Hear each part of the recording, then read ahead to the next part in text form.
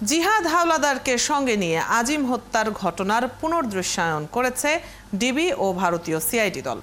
সঞ্জীবা আবাসনের ফ্ল্যাটে জিহাদ দেখিয়েছে কিভাবে খুনের ঘটনা ও মরদেহ গায়েব করা হয়েছিল।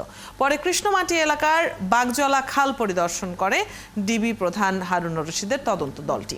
সকালে ডিবি প্রধান হারুনুর রশিদের নেতৃত্বে 4 সদস্যের গোয়েন্দা প্রতিনিধি দলের সাথে ছিলেন কলকাতায় বাংলাদেশ উপকমিশনের কাউন্সিলর আলমাস হোসেন। জিহাদকে নিয়ে 2 বার ঘটনাস্থল পরিদর্শন করেছে তদন্ত দল। মরদেহ উদ্ধারে ভারতীয় পুলিশ কাজ করছে জানিয়ে ডিবি প্রধান বলেন, এই ঘটনায় বাংলাদেশ ও কলকাতা 2 দেশের অপরাধীরাই জড়িত, তাই সব অপরাধীকেই মুখোমুখি জিজ্ঞাসাবাদের বাধ্যবাধকতা আছে। এ বিষয়ে 2 দেশের কর্তৃপক্ষই সিদ্ধান্ত নেবে বলে জানান তিনি।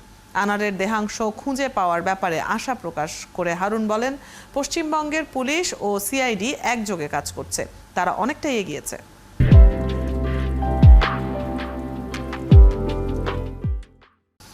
সংসদ সদস্য আনোয়ারুল আজিম আনারের হত্যা তদন্তে কলকাতায় অবস্থান করছে বাংলাদেশ গোয়েন্দা পুলিশের বিশেষ দল। তাদের 2য় দিনের তদন্তে বেরিয়ে এসেছে বহু তথ্য। কলকাতা থেকে সবশেষ খবর নিয়ে যুক্ত হচ্ছেন সহকর্মী সত্যজিৎ চক্রবর্তী।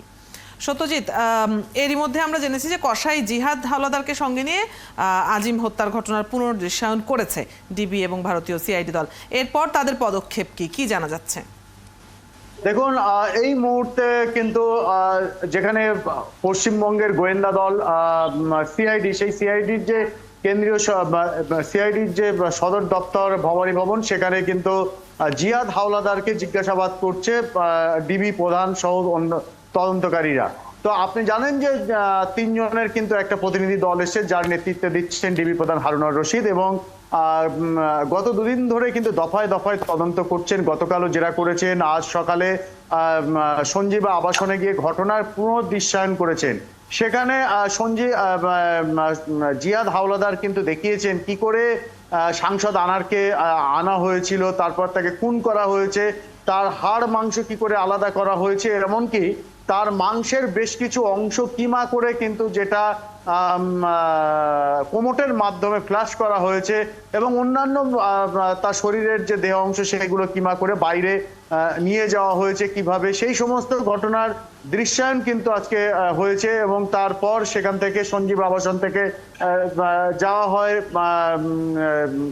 খালে, অর্থাৎ কৃষ্ণমাটি এলাকার যে খাল আছে সেখানে কিন্তু নিয়ে যাওয়া হয়, এবং সেই খালে কোথায় ফেলা হয়েছে গাড়িতে বসে দেখিয়ে দেন। তারপর ডিবি প্রধান ঘটনাস্থল সেই জায়গাটা যে আর কি, এই খালের যেখানে একটা বাঁশ ঝোপ আছে, সেই বাঁশ ঝোপ জঙ্গল, সেখানে তিনি দেখেন। এ সময় কিন্তু প্রবল বৃষ্টি হচ্ছিল ঘূর্ণিঝড় রিমালের প্রভাবে। তার মধ্যে তিনি ঘটনাস্থল পরিদর্শন করেন, তারপর ফিরে আসেন। ফিরে আসার পর সঞ্জীবা আবাসনে যাবেন বলে ঠিক করেন, কিন্তু ইতিমধ্যে কলকাতার যে দুর্যোগ, সেই দুর্যোগ কিন্তু আরো ভয়াবহ নেয়। তারপর তারা খাওয়া দাওয়া শেষে ভবানী ভবনে ঢোকেন, অর্থাৎ সিআইডির যে সদর দপ্তর পশ্চিমবঙ্গের গোয়েন্দা সংস্থা, সেখানে আর কি ভবানী ভবন, সেই ভবানী ভবনে ঢুকে সেখানে কিন্তু এই মুহূর্তে জেরা চলছে।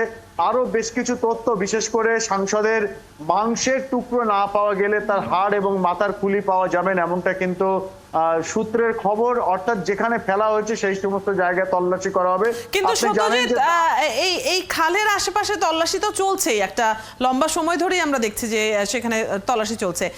তাহলে এমপি আনারের দেহাংশ খুঁজে পাওয়ার ব্যাপারে এই যে আশা প্রকাশ করেছেন ডিবি প্রধান হারুনুর রশিদ, 2 দেশের পুলিশ অনেকটাই এগিয়েছে বলেও মন্তব্য করেছেন তিনি। এমন কোনো আলামত কি পুলিশের হাতে এসেছে? মানে ঠিক কিসের ভিত্তিতে ডিবি প্রধান এতটা আত্মবিশ্বাসী?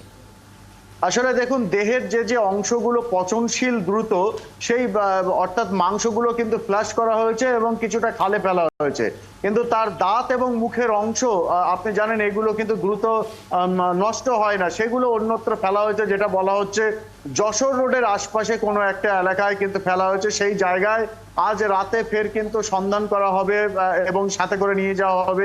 নিশ্চয়ই তখনকার তথ্য আপনি সংগ্রহ করবেন এবং আপনার মাধ্যমে আমরা দর্শকদেরকে পরবর্তীতেও জানাতে পারবো। ধন্যবাদ যুক্ত হওয়ার জন্য। নৃশংস হত্যাকাণ্ডের যে তদন্ত চলছে সেই তদন্তের সবশেষ আপডেট জেনে নিচ্ছিলাম সহকর্মী সত্যজিৎ চক্রবর্তীর কাছ থেকে।